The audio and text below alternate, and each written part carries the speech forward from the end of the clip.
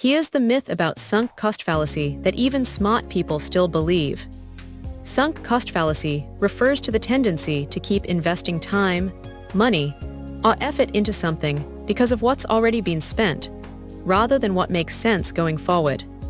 Whether you're new to psychology or you've been reading about this for years, understanding this one piece can quietly reshape how you see yourself and other people.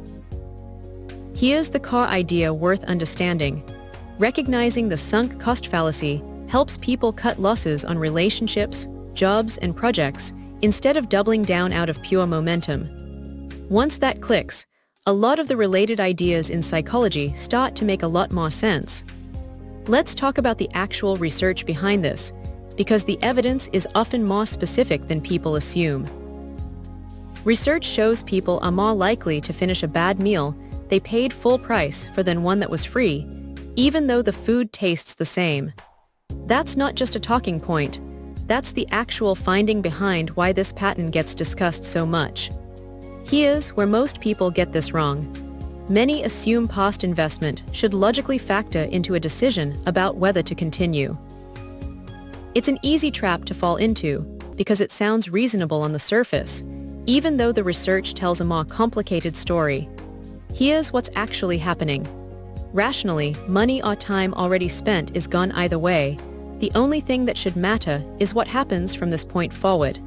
It sounds almost too simple to be true, but that's usually exactly why it surprises people the first time they learn it. Here's a real example of this in action. Continuing to fund a failing project specifically because so much has already been invested is a textbook case of this fallacy in action.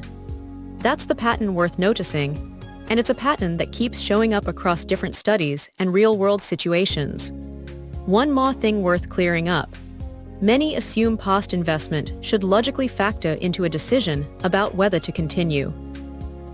But rationally, money or time already spent is gone either way. The only thing that should matter is what happens from this point forward. Once that misconception is out of the way, the rest of this topic gets a lot easier to actually apply. One more thing worth knowing.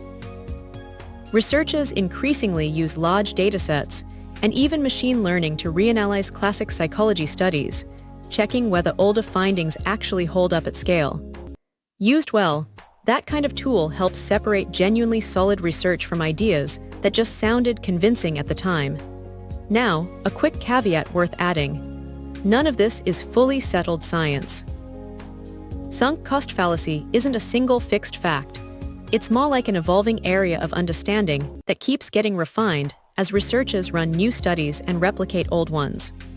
It's also worth saying this applies whether you're brand new to psychology or you've been reading about it for years already.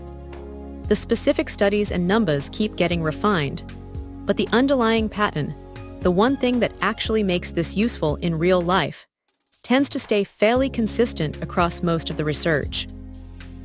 A question that usually comes up at this point is whether this applies to basically everyone or just some people.